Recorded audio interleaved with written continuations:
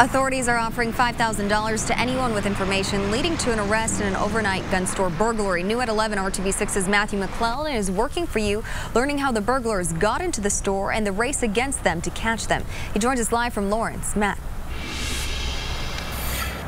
Good evening, Amanda. We are outside KS&E Guns on Pendleton Pike. The store has been closed all day and we have not made contact with the owner, but we are learning tonight 7 handguns stolen from this shop are out on the streets tonight.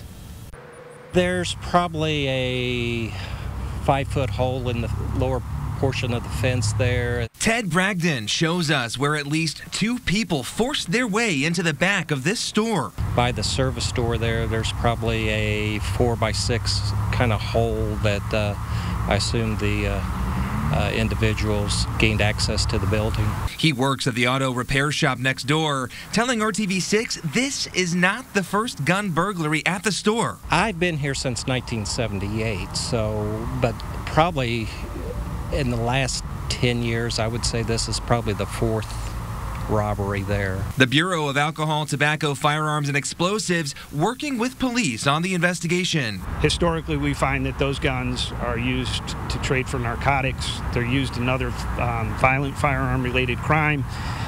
And historically, when they are recovered, it's not in a good situation. Patrick Hand with the ATF says the burglary is part of a disturbing trend. The numbers of gun store burglaries and robberies across the country is up. It's been rising over the last 5 years. The fear is that criminals will use the stolen guns to commit violent crimes or sell them on the black market to people who can't buy them legally. By being stolen, the firearm basically becomes an untraceable gun for us, because in the normal tracing process, we would get to the first retail point of sale with a firearm by going through checking records with the licensed dealers. So in this case, it's left the licensed dealer with no record of who purchased it. So at that point, it becomes untraceable. Bringing investigators to a dead end. During regulatory inspections, the ATF goes over a security checklist with dealers, but Bragdon points out this kind of theft is not easy to stop. If there's a will, there's a way.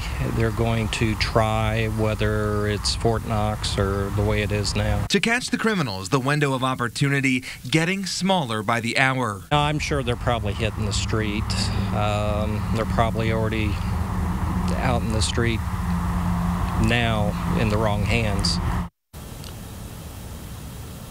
In 2017, ATF took more than 8,000 stolen guns off the streets.